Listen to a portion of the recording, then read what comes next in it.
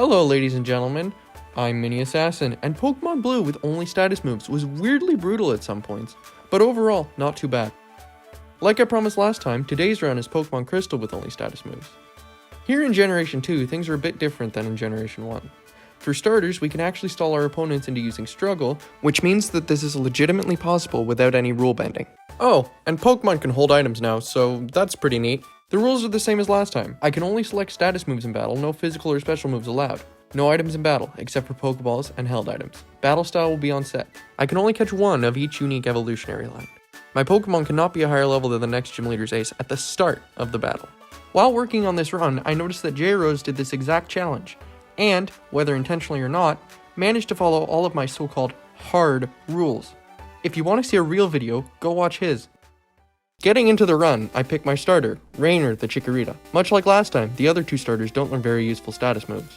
On our way back from getting the egg from Mr. Pokemon, we run into our rival. He crushes us with ease since Rainer can't do anything but growl, and I can't buy Pokeballs yet, so we can't get any new team members. I name him Amon. I wander around in the grass on Route 29 until I find a Hoppip. I catch him and name him Artanis. Now we can get to training, and as you probably know, in order to gain experience, Pokemon need to defeat other Pokemon by dropping their HP to 0. But how do we do that if we can't lower their HP by attacking? It's simple.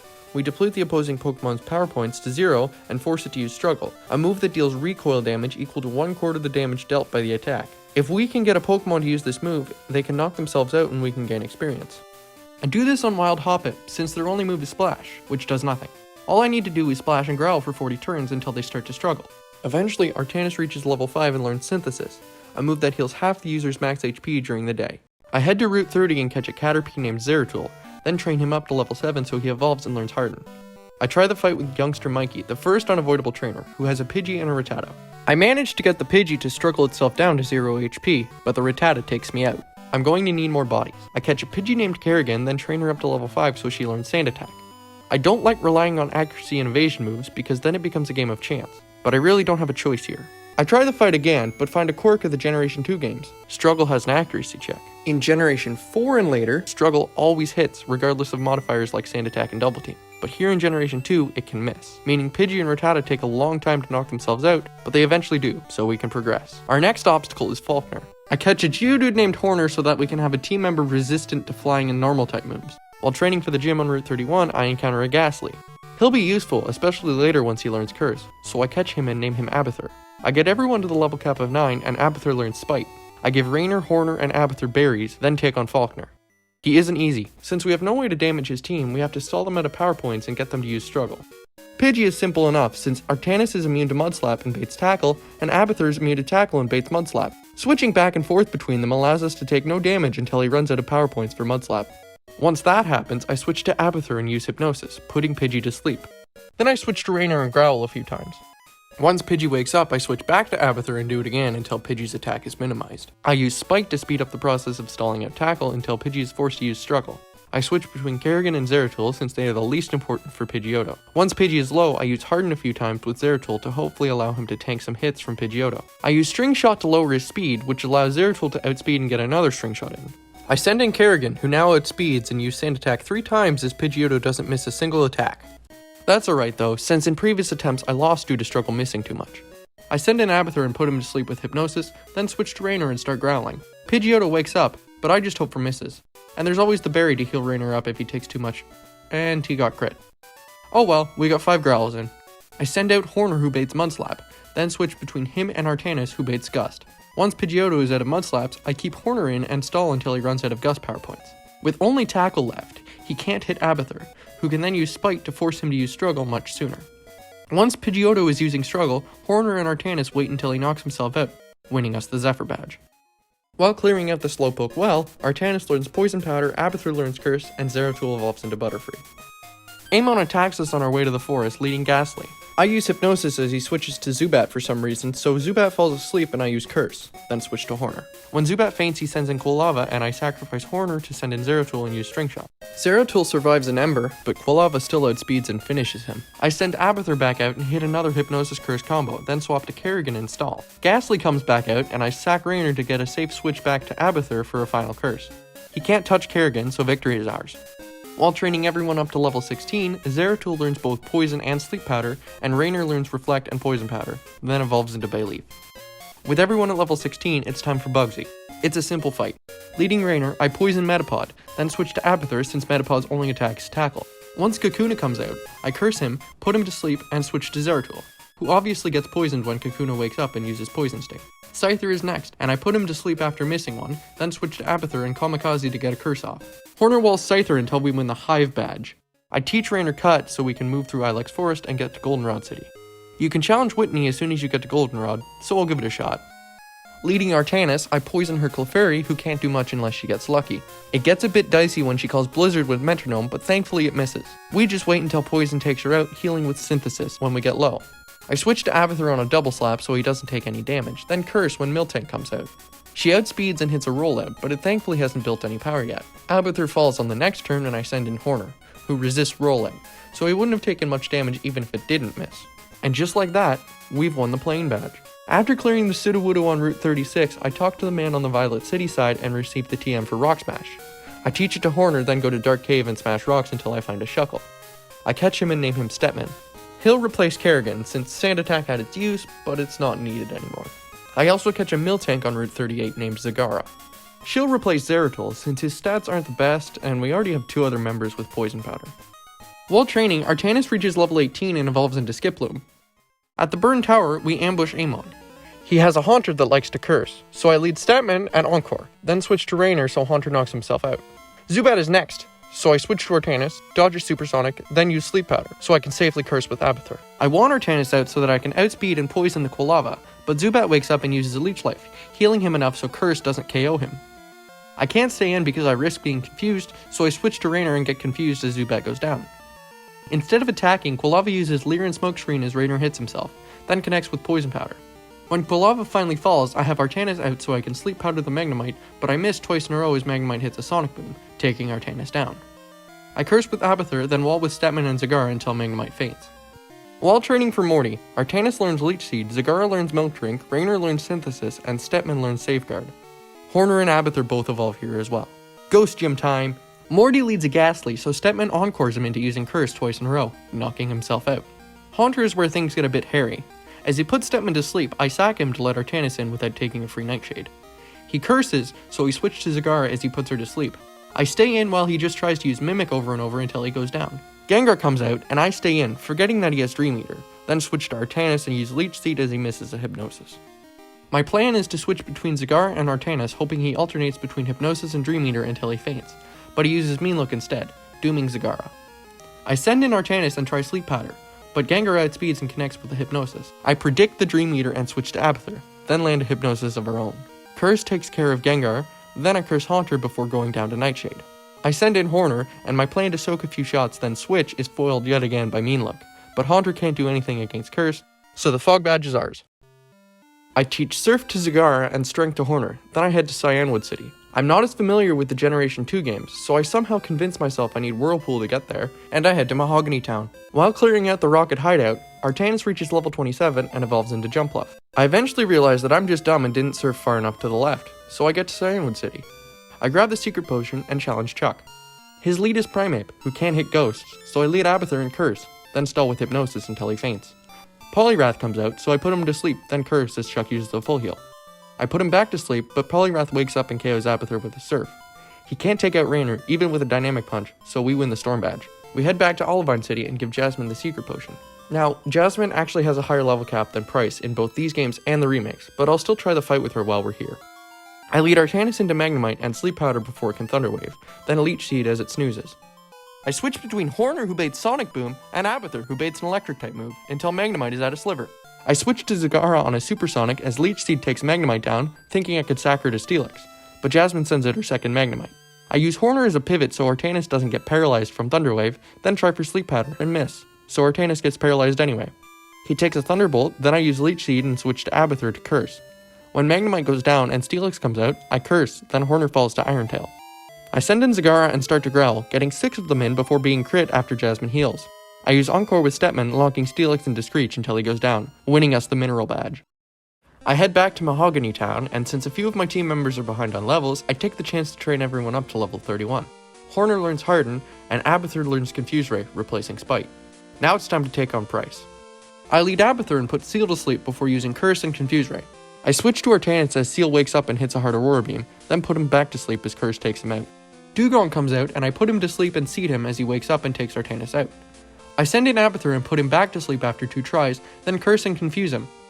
After Dugong falls, I try to put Piloswine to sleep, but miss as Piloswine takes Abathur out with a Blizzard. I send in Rainer and poison him before going down to another Blizzard. I stall with Stetman and Zagara until we win the Glacier Badge. Since we can use Whirlpool outside of battle, we need a Whirlpool user. I head to Olivine City and grab the Good Rod, then fish until I find a Staryu named Tychus, who will be replacing Horner. Tychus can also use Waterfall, so I go ahead and teach them that as well. Next is the Underground Path, where Amon admits he was stalking us before engaging us in a battle. We crush him easily. His Golbat goes down to Leech Seed while Zagara stalls, and Quilava goes down the same way, with Tychus able to wall Quilava despite being 10 levels lower than him. Magnemite also goes down to Leech Seed while Artanis stalls, then I curse his Sneasel and Haunter for the win. Now we can go to Blackthorn City and challenge Claire. She has 3 Dragonairs and a Kingdra. Her first Dragonair goes down to Leech Seed and Poison Powder with a pivot to Stepman to avoid paralysis on Artanis. Dragonair number 2 comes out and instantly obliterates Artanis with Ice Beam after being hit by Leech Seed. I send in Rainer and poison her before stalling with Tychus and Stepman. The final Dragonair takes out Rainer before I can land a Poison Powder, so I have to gamble with Abathur's Hypnosis to land a safe curse. Kingdra takes down Stepman, and I manage to hit another Hypnosis, but she immediately wakes up. Claire heals and takes out Abathur, so I send in Tychus to bait Hyper Beam, which Zagara takes insanely well, then Kingdra goes down on the recharge. But Claire is a whiny bike handle, so she refuses to give us the badge before we get the approval of the Elder, who happens to be her grandfather. We go there and take his test, which is super easy, not sure how Claire failed. She gives us the Rising Badge, and now we can head to the Pokemon League. On our way through Victory Road, Rainer evolves into Meganium, and before we can get through the exit, Amon finds us. His Sneasel doesn't do much before being put to sleep, then ultimately taken out with Poison and Leech Seed. Golbat puts up a decent fight after waking up from a nap, but eventually goes down. Typhlosion gets put to sleep and cursed, but not before taking out Abathur despite being confused, and doing a big chunk of damage to Rainer since I incorrectly predicted a Smokescreen. Magneton can really tear into our team with Sonic Boom and Thunder Wave, but I have Stepman use Safeguard and Artanis use Sleep Powder and Leech Seed. After some switching and healing, Magneton falls. After the obligatory Leech Seed on Haunter, I have Stepman encore him into Shadow Ball until he faints. Last is Kadabra, who only uses Future Sight, despite also knowing Psybeam. He does try to stall with Recover, but I encore him into Future Sight, so Leech Seed and Poison take him out, sending Amon back to the Void once and for all. Since we made it to the Pokemon League, I spend all of my money on healing items, then travel back to Blackthorn City to remove any HMs my party knows. Then I white out and get teleported back to the Pokemon League and evolve Tychus with a Water Stone. This is when I use up all the viable TMs I found throughout the run. I teach Attract to Zagara, Detect to Rainer, Swagger and Sleep Talk to Tychus, and Sandstorm and Rest to Stepman, replacing Withdraw. With our new team setup, we can start attempts on the Elite Four. Here are our stats.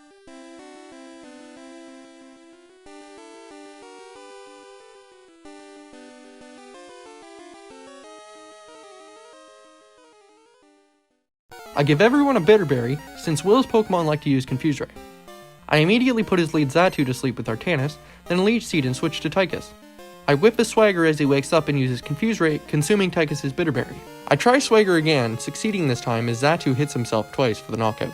Executor is next, and I swap to Artanis, nullifying the Leech Seed. I put him to sleep, switch to Abathur and Curse, then Confuse Ray as he stays asleep. I pivot my team around, ending on Artanis when Executor goes down. This baits in Jinx, who I put to sleep in Seed, then confuse with Abathur. I again pivot my team around until Jinx falls, only dealing minor damage to Tychus.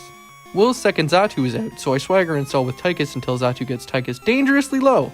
I risk it and use Recover, then switch to Abathur on what would have been a Quick Attack, but Xatu takes itself out. I try to use Hypnosis on Slowbro, but miss and Abathur goes down from Psychic. I have Artanis poison and seed him as he just wastes time with Amnesia. I do let Artanis go down to allow the rest of my team to level up a bit. Hopefully it pays off. Slowbro can't KO the rest of my team before going down, so that's Will defeated.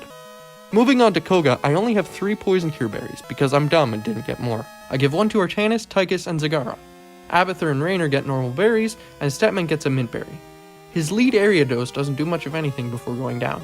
Venomoth takes Abathur down to 12 health after a Psychic and his berry. I manage to land a Hypnosis and switch to Artanis to plant Leech Seed, so I switch Abathur back in to heal him up. Venomoth wakes up, so I switch back to Artanis to put him back to sleep. I misclick and use Leech Seed, which results in Artanis getting confused and using up his Poison Cure Berry before Venomoth falls. Muck gets put to sleep and seated before Abathur comes in to confuse Ray.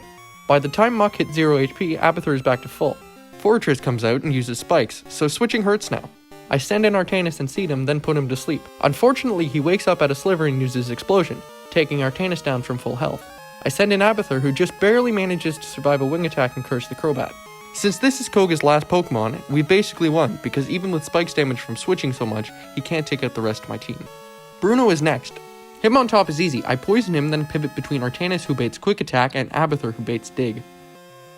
Onix comes out and I use Curse, hoping for Sandstorm, but he KOs with Earthquake. Zagara walls him until Bind wears off and I can switch to Stepman. I Encore Machamp, hoping for Cross Chop, but get Rock Slide instead. I try to wall with Zagara and Defense Curls, but he gets a crit, taking her down. Rainer is able to Reflect and poison him, and baits Cross Chop, so I switch to Artanis and Leech Seed as Bruno heals. Reflect wears off, so I have to switch back to Rainer, then stall with Detect and Reflect. Hitmonchan comes out and wants to use either Ice Punch or Fire Punch, so I pivot to Tychus. I whiff a Swagger and take a hard Thunder Punch, but it's no big deal, I can heal more than that with Recover. And he has Mach Punch, which is now twice as powerful thanks to Swagger, and he doesn't even hit himself either. Rainer poisons and manages to stall long enough thanks to Detect and Synthesis, refreshing Reflect when needed. He ends up being low enough that a Mach Punch will KO, so I swap to Artanis, who is now in danger from Ice Punch. Stepman tanks it extremely well, but Hitmonchan's special attack is garbage. Hitmonlee takes him down with a high jump kick, so it's back out to Artanis. I put him to sleep and use my last Leech Seed, but he gets a single turn sleep. I put him back to sleep and switch to Rainer so I can heal him up a bit, but Hitmonlee gets another single turn sleep. I put him to sleep a third time, and this time he gets a 2-turn sleep and hits a 5th high jump kick. After hitting a Swagger and another high jump kick, he goes down, winning us a battle that was too close for comfort. Karen is next, and she's probably the most difficult of these 5 fights. I give everyone except Stepman a berry, while Stepman keeps his mint berry. Umbreon does a total of 2 damage to Rainer, but also confuses him. I switch to Stepman on a Stun Spore from Vileplume, then start up a Sandstorm and rest to remove the paralysis. Our mint berry wakes up Stepman, and Vileplume hits herself a few times before using Moonlight to heal. This is annoying, so I Encore her into Petal Dance. Sandstorm and Confusion damage take her down a few turns later. Gengar comes out and curses, so I swap to Rainer and use Reflect to take half damage from the already weak Lick. Gengar must have Serene Grace or something because he gets a 10% paralysis on both Rainer and Stepman. Regardless, Sandstorm knocks out the Gengar and Karen's scary Houndoom is out. I manage to avoid the full paralysis and use Rest, but Stepman can't survive 3 flamethrowers, so I switch to Zagara.